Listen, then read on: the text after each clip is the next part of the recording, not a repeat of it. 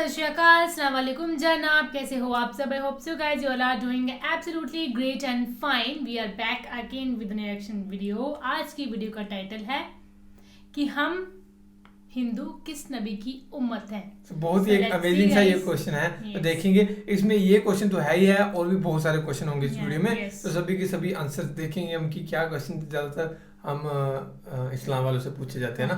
सो उसको प्ले करते हैं, फिर करते हैं बाकी बातें डिस्कस। और जो लिंक डिस्क्रिप्शन में दिया है, सो करें प्ले।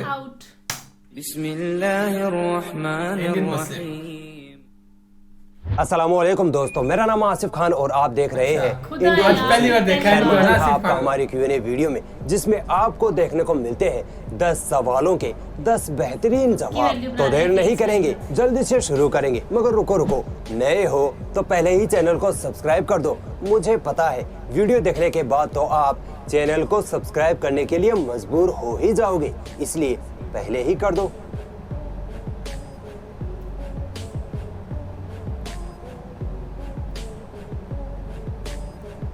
रुमान का सवाल है कि मुस्लिम कंट्रीज न्यूक्लियर वेपन क्यों नहीं बनाते हैं। देखिए, परमाणु हथियार बनाना कोई माचिस की तीली बनाना जितना आसान काम नहीं होता।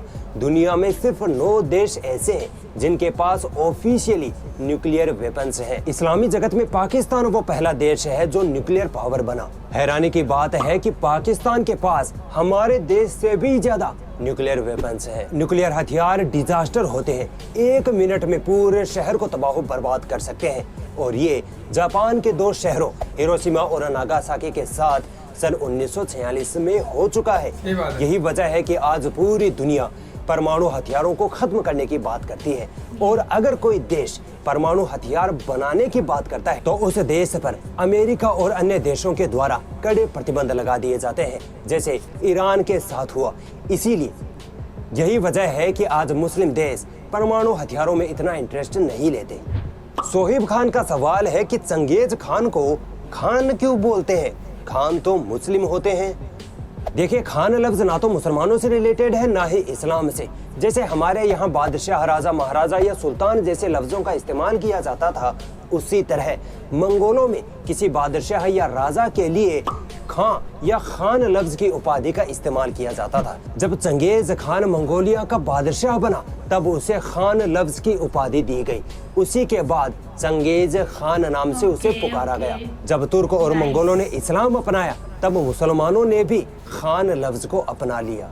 साजिद मिर्जा का सवाल है कि भाई, हम लोग हलाल मीट क्यों खाते हैं?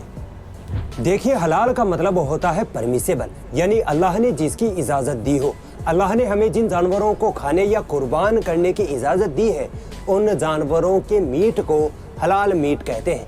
इस्लाम धर्म में किसी जानवर को कुर्बान करने या स्लॉटर करने की जो टेक्निक है, वो दुनिया की सबसे साइंटिफिक और ऐसी टेक्निक है जिसमें जानवर को कम से कम दर्द होता है। मीट में खूब सारा प्रोटीन पाया जाता है, जिससे इंसान हेल्दी और ताकतवर बनता है। इसीलिए मुसलमान हलाल मीट खाते हैं। मैं तो गैर मुसलमानों से भी कहूँगा, आप भी मीट खाया करो, ताकतवर बनोगे। हीलिंग मिलेट्स का सवाल है कि द्रौपदी के 5 पति क्यों थे भाई? द्रौपदी का चीर हरण, द्रौपदी का विवाह, ये सब कहानियां हिंदू धर्म ग्रंथ महाभारत में मिलती हैं। स्टोरी के अकॉर्डिंग द्रौपदी के पिता ने उसकी शादी के लिए स्वयंवर का प्रोग्राम रखा था, जिसमें अर्जुन जीत जाता है और अर्जुन का द्रौपदी के साथ विवाह हो जाता है। अर्जुन अपने 4 भाइयों के साथ द्रौपदी को अपने घर ले जाता है। घर में माँ कुंती आंख बंद करके पूजा पाठ में लगी थी। अर्जुन कहता है कि माँ देखो हम क्या लेकर आए हैं। माँ बिना देखे ही ये कह देती है कि जो कुछ भी लाए हो आपस में 5 भाई बांट लो। बस इतना सुनना था कि 5 भाइयों के पसीने छूट गए। अब माताजी ने जो कह दिया सो कह दिया, बाद से पलटेगी तो पाप लगेगा। बस यही वजह थी कि बेचारी द्रौपदी को 5 पांडव भाइयों से विवाह करना पड़ गया। अयाज खान का सवाल है कि क्या हिंदू कौम पैगंबर नूह अलैहिस्सलाम की उम्मत है? क्या हो भी सकती है और नहीं भी, क्योंकि अल्लाह ताला ने इस दुनिया में कमोबेश 1,24,000 पैगंबर भेजे हैं। दुनिया की ऐसी कोई कौम नहीं बची जिसके पास अल्लाह का कोई पैगंबर नहीं आया हो।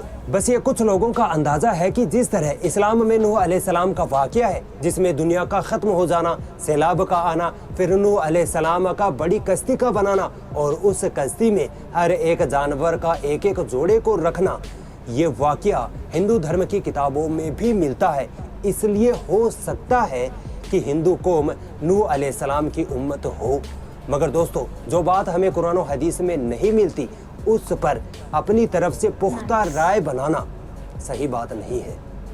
रेहान अफरोज का सवाल है कि क्या प्रोफेट मोहम्मद सल्लल्लाहु अलैहि वसल्लम से पहले कोई मुस्लिम था, क्योंकि मुस्लिम धर्म तो उनके आने के बाद आया था ना।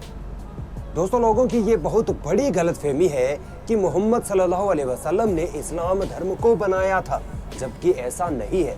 इस्लाम धर्म इस दुनिया के सबसे पहले इंसान यानी आदम अलैहिस्सलाम के वक्त से है। अल्लाह ताला ने इंसानों को सही राह पर लाने के लिए समय समय पर कमोबेश 1,24,000 पैगंबर इस दुनिया में भेजे थे, जिनमें मोहम्मद सल्लल्लाहु अलैहि वसल्लम आखिरी पैगंबर थे, ना कि इस्लाम धर्म के संस्थापक। मोहम्मद सल्लल्लाहु अलैहि वसल्लम से पहले जितने भी लोग अल्लाह को मानते थे या पूजते थे, वो सब मुसलमान ही थे।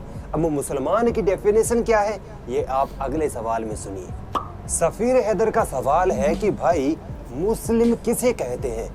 देखिए, मुसलमान का मतलब होता है वो इंसान जो अपने आप को अल्लाह के आगे पूरी तरह से सरेंडर कर दे, अपनी इच्छाओं को, अपनी ख्वाहिशों को अल्लाह के कहने पर छोड़ दे। फॉर एग्जाम्पल, किसी इंसान की ये इच्छा है कि वो शराब पिए, जुआ खेले, मगर अल्लाह ये कहे कि आपको ये बुरे काम नहीं करने, तब वो इंसान अल्लाह का कहना मानते हुए अपनी इच्छाओं को छोड़ देता है, तब हम उसे मुसलमान कहेंगे। अल्लाह ताला ने कुरान में सूरह आले इमरान के आयत नंबर 67 में इब्राहिम अलैहिस्सलाम को मुसलमान कहा है, जो कि मोहम्मद सल्लल्लाहु अलैहि वसल्लम से हजारों सालों पहले एक पैगंबर बनकर आए थे। अब इससे ये पता चलता है कि मोहम्मद सल्लल्लाहु अलैहि वसल्लम से पहले जो लोग अल्लाह की इबादत किया करते थे, वो मुसलमान ही थे। अफजल खान का सवाल है कि इंडिया में जो पठान है, उनकी क्या हिस्ट्री है। देखिए, पठान कौम की शुरुआत कहाँ से हुई, इसके बारे में पुख्ता तौर पर तो नहीं कहा जा सकता, मगर हाँ, पठानों की हिम्मत, बहादुरी और बेखौफी के चर्चे पूरी दुनिया जानती है, खासकर अमेरिका। हिस्ट्री से मालूम पड़ता है कि हजारों सालों पहले ईरान के कुछ कबीले ईरान से अफगानिस्तान आकर बस गए थे। इन्हीं को फिर बाद में पश्तून, पठान या अफगान कहा गया। 800-900 सालों क्या कहा गया? इन्हीं को फिर बाद में पश्तून, पठान या अफगान कहा गया। 800-900 सालों पहले जब भारत पर मुस्लिम हुकूमत आई, तब ये पठान अफगानिस्तान से आकर भारत तथा पाकिस्तान में भी बस गए थे। साबिर सैयद का सवाल है कि इंडियन टेक्स्ट बुक में इंडियन मुस्लिम रजाओं का जिक्र क्यों नहीं मिलता, और अगर मिलता भी है तो नेगेटिव ही क्यों होता है। क्यों नहीं मिलता जिक्र? मिलता है। मोहम्मद बिन कासिम महमूद गजनवी से लेकर बहादुर शाह जफर तक का इतिहास हमारी इंडियन हिस्ट्री में मौजूद है, मगर भारत में मुसलमानों का वही इतिहास पढ़ाया जाता है जो आरएसएस के लिए फायदेमंद हो। बाबर और औरंगजेब का नाम लिए बगैर तो हमारे हिंदू भाइयों की आस्था ही मजबूत नहीं होती। मुगलों के नाम पर ही तो सरकारें बनती बिगड़ती हैं। पहले तो कुछ ठीक था, मगर अब हालात ये हैं कि व्हाट्सएप यूनिवर्सिटी पर जो आएगा वही असल इतिहास होगा, बाकी सब झूठ। अब तो एजुकेशन का भी भगवाकरण होना स्टार्ट हो गया है। एनसीईआरटी से मुगलों का इतिहास हटाकर धार्मिक कहानियों को जगह दी जाने लगी है। मुसलमानों का नेगेटिव इतिहास दिखाना इनकी मजबूरी है। अगर असल इतिहास दिखा दे तो इनकी सरकारें ना गिर जाएं। आफिया का सवाल है कि क्या एक लड़की इस्लाम के नजरिए से एडिटर, आर्टिस्ट और सिंगर नहीं बन सकती?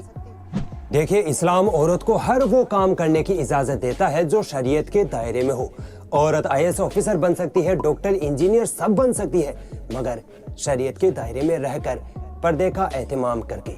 नबी सल्लल्लाहु अलैहि वसल्लम की पहली बीवी खदीजा रज़ियल्लाहु ताला अन्हा अरब की मशहूर बिजनेस वूमन थी। नबी सल्लल्लाहु अलैहि वसल्लम ने उनको कभी भी तिजारत करने से नहीं रोका, मगर हाँ, औरत हो या मर्द, वो जॉब, वो नौकरी ना करे जो इस्लाम में हराम हो, जैसे डांसिंग, सिंगिंग, मॉडलिंग वगैरह। देख लिए आज के 10 सवालों के जवाब। अब आपका भी फर्ज बनता है कि चैनल को सब्सक्राइब करके इस वीडियो ये थे टॉप 10 क्वेश्चंस। और कि हम हिंदू किस नबी की उम्मत है। उन्होंने कहा कि हो भी सकते हैं और नहीं भी। प्रोफेट नूह के बारे में ना, नहीं हम कह सकते हैं, कुरान में चीज नहीं लिखी गई है, क्योंकि हमने वो वाला के सामने भी सुना है, किश्ती डूबने वाला है ना, कि किश्ती को लेके वो जब चले गए सभी पेयर बना लिए थे उन्होंने सभी जातियों के वहाँ पे। तो हो सकता है उसमें कुछ हिंदू लोग भी हों जो आगे हों, तो फिर आगे आगे जो भी हुआ होगा ना।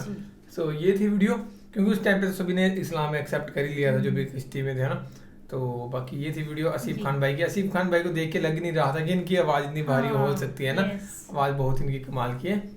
तो बाकी ये थी वीडियो, और आपकी ये क्वेश्चन है। अब हम सोच रहे हैं कि हम भी क्यों ने वीडियो बनाए। हाँ, तो अपने क्वेश्चन जरूर हमें देना कमेंट बॉक्स में। लाइव भी आना था, हमने लाइव भी आना यार, हमें वो समझ नहीं आ रहा कि कब लाइव आए, क्या शेड्यूल करें, पर जब भी होगा वो आपको बता देंगे, क्योंकि दोपहर को ऑडियंस कम बड़ी होती है और हमने शाम को घर पे जाना होता है, तो बड़ा एक इम्पॉसिबल सी चीज़ हो रही है। अगर आप दोपहर को आ सकते हो साबी के सभी, तो हम जरूर लाइव करेंगे 12-1 बजे। क्यों हंसती है साबी के सभी, तो 12-1 बजे हम जरूर लाइव आ जाएंगे। पर अगर आप सभी आ सकते हो तो फ्री हो तो किसी दिन बताना, जरूर कोशिश करेंगे।